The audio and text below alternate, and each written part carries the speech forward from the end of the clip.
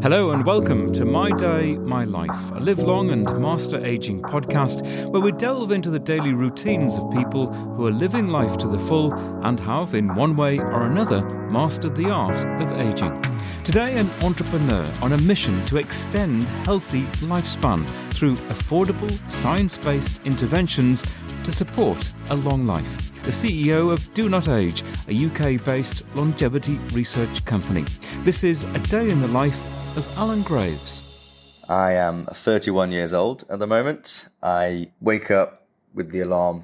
That's about 6 a.m. I reach over and grab the phone, which is not something I would recommend having the phone in the bedroom, and it is something I'm trying to work on. I'll check my emails from bed, unfortunately, which is probably not the healthiest thing to do, but when you have a ton of emails, sometimes things need replying to, especially when you're dealing with people all over the globe in different time zones. Out of bed by about 6:30 after having replied to the urgent ones.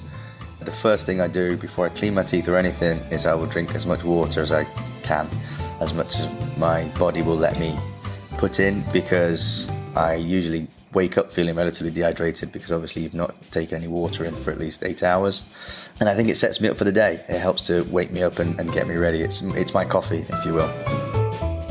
I've tried to give up on the caffeine. I'm one of those people that gets jittery on it and anxious, so I tend to avoid it. I don't think some people are meant for it. I'll do some exercises, but this isn't like a workout. This is sort of stretches and movement just to get my body moving. Clean my teeth, and then the vast majority of the time there'll be no food. It will be straight to the office to crack on with some more Do Not Age work. Our mission is to extend healthy lifespan for as many people as possible. And I think when you first hear that, most people focus on the first half of it, to extend healthy lifespan.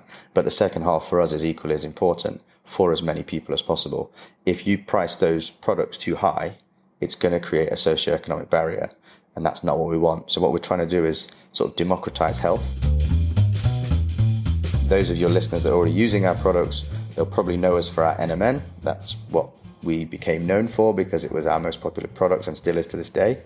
And when we first entered the market, we both increased the quality of NMN and decreased the price. So usually you can do one or the other if you're a good company, but we managed to do both, which is a bit of a unicorn, and that's why we became known as the world's #1 NMN supplier.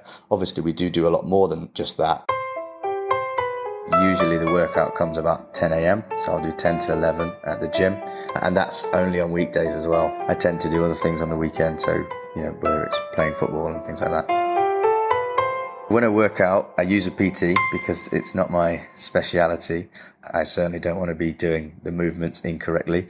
Obviously by now I'm used to doing them, but I like to have somebody there just in case. I always think there's improvements in form that can be made.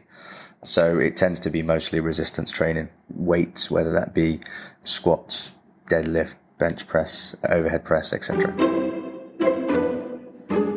Just before I go to the gym, I'm usually very busy. So most times I'll have the thought, I could really do without this. And then once I get there, I really enjoy it. And then afterwards, I feel absolutely fantastic. And if I do ever miss a day because of a meeting that can't be moved or things maybe outside of my control, then I do feel it. I don't feel as, I don't know if happy is the right word, but I don't feel as content throughout the rest of the day if I don't exercise.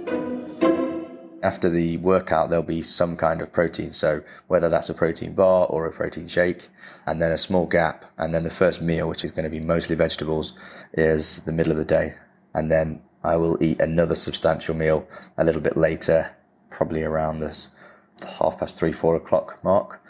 I'm fortunate enough I get somebody to tell me what I should be eating at what times, so that we're getting all the right macros and things like that. And it's something that Do Not Age do very well actually as a company as well. If you're not a specialist in something, then you should hire or contract that to a specialist instead of guessing. That's the way we see things, and that's the way I see things as well. I have my strengths, and the macros and nutrients isn't one of them. So I let somebody else do that, and then I'll eat what they put in front of me. And because I'm hungry, because obviously I have that the rest of the day fasting, because I'm hungry, it always tastes really nice anyway. When I first went onto a plant-based diet, I felt better. I felt a lot lighter. I don't know if it was extreme for me because I was somebody that growing up, and if a meal didn't have meat in it, I didn't consider it a meal. It wasn't food unless there was some flesh on the plate. And so going from that to being plant-based was quite a significant change. And like I say, I felt a lot lighter. My digestion got a lot better. But that was 7 years ago, and now I'm just used to it. So it is kind of normal. I tried to become an accountant. I'm a failed accountant is what I am. I didn't do very well in the exams. I don't think it was for me. And again, it's about, when you're younger, it's about finding what your strengths are and playing to those.